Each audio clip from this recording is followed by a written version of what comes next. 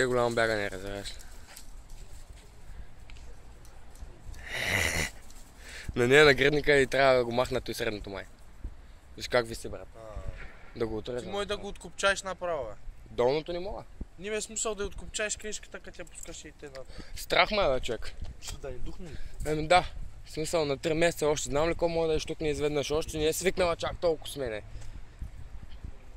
В смисъл стои си около мене, му я пускам на сигурно, разбираш. Примерно тук няма да мога да я догоня до вратите или как?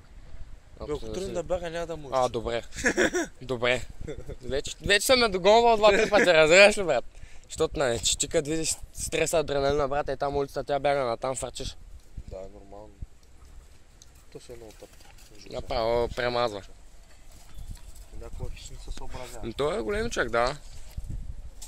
Тя тая е много маневрена, че какво да прави. Не може да я прави.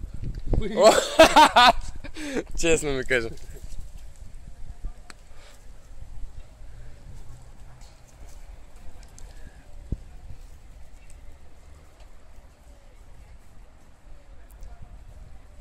Всичките кучета така и ги прескачат.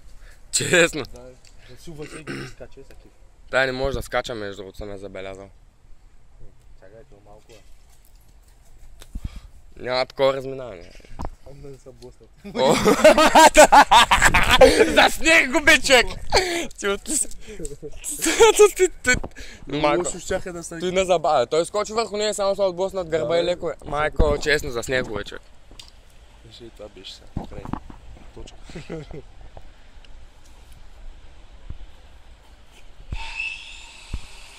Ра! Ра!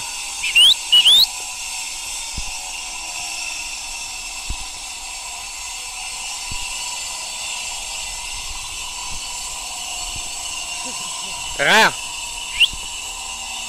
Майко!